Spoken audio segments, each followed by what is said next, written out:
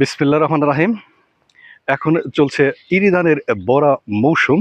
এই মৌসুমে সারা দেশে ইরি ধানের কাটা শুরু হয়েছে।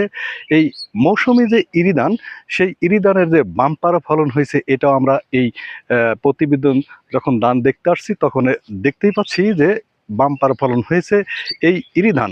ইরি ধান নিয়ে আমরা যদি কথা বলতে চাই, যখন সেচের মাধ্যমে এই ইরি ধানের বীজ যে রোপণ করা হয়, তখন থেকেই কিন্তু প্রান্তিক কৃষকরা এত কষ্ট করে এই ফসলটা ফলান, যেটা দেখতে খুব কষ্ট লাগলেও যখন এই ধানটা গড়ে ওঠে তখন কিন্তু খুব আনন্দ বয়ে যায়।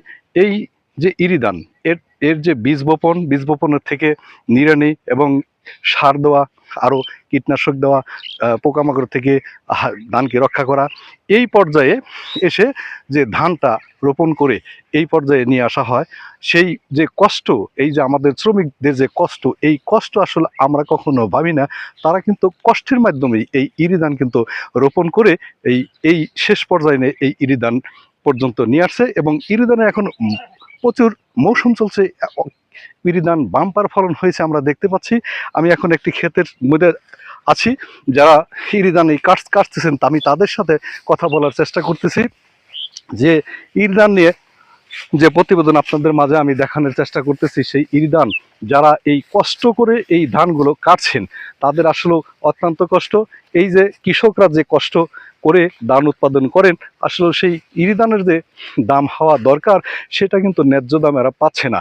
এই যে তাদের বিভিন্ন অভিযোগ থাকলেও, যে খাদ্য, আমাদের বাঙালির যে খাদ্য, সেই খাদ্য উৎপাদনে তারা বিশেষ ভূমিকা পালন করে আসছে, তবু এই প্রান্তিক কৃষকরা কিন্তু তাদের অভিযোগ যে তারা এই ধানের ন্যায্য মূল্য পাচ্ছে না।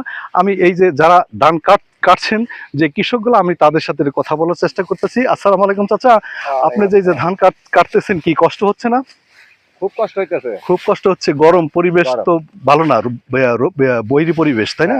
প্রচুর রোদ, গরম। এই যে আপনারা যে ধান কাটছেন, এটা ধান কেটে এখন খুশি লাগতেছে কি আপনাদের? আবাদ করে যে খুশি আমরা, খুব খুশি। এবং যখন বীজটা রোপণ করেন, আপনারা যখন রোপণ করেন তখন থেকে অদ্য পর্যন্ত, ধান কাটা পর্যন্ত যে কষ্ট, যে বেদনা, সেই অনুযায়ী দাম কি আমরা পাচ্ছি? না, পাচ্ছি না দাম।